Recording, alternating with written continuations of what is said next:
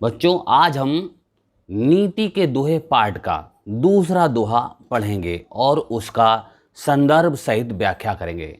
तो दूसरा जो दोहा है वो देखिए लिखा क्या है।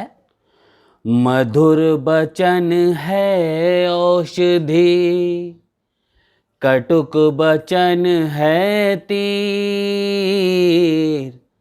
मधुर बचन है औषधि, कटुक बचन है तीर।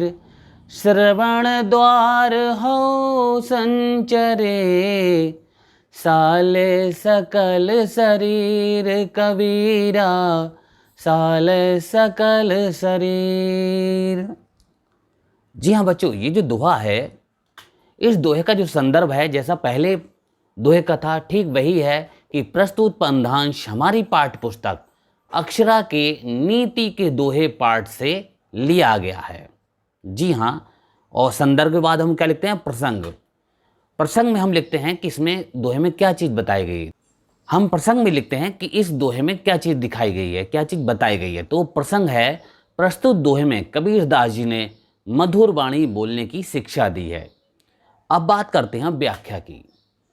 व्याख्या देखिए कितनी, आप दोहा अगर ध्यान से पढ़ेंगे तो आपको उसी में ही आवाज़ अर्थ पता चल जाएगा। मधुर वचन है औषधि, औषधि का मतलब होता है दवाई, और कटुक वचन का मतलब होता है कड़वी बोली। जी हाँ, और तीर तो आप जानते हैं।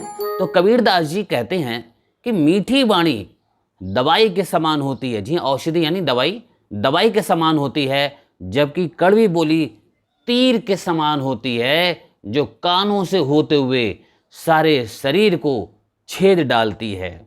जी हाँ, दुख पहुंचा देती है पूरे शरीर को। जी हाँ, आशय यह है कि हमें सदैव मीठी वाणी में ही बोलना चाहिए। जी हाँ, अगर आप मीठा बोलेंगे, अच्छा बोलेंगे तो लोग आपसे अच्छे से बात करेंगे, आप सबके प्रिय बन जाएंगे।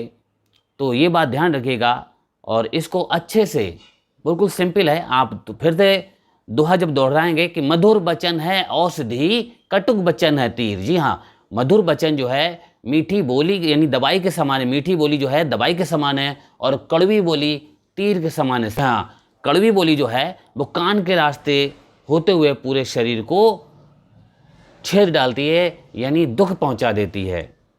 तो अगले दोहे के में हम फिर आपसे मिलेंगे, तब तक के लिए नमस्कार। Please like and subscribe my YouTube channel Krishika Online Classes. Thank you.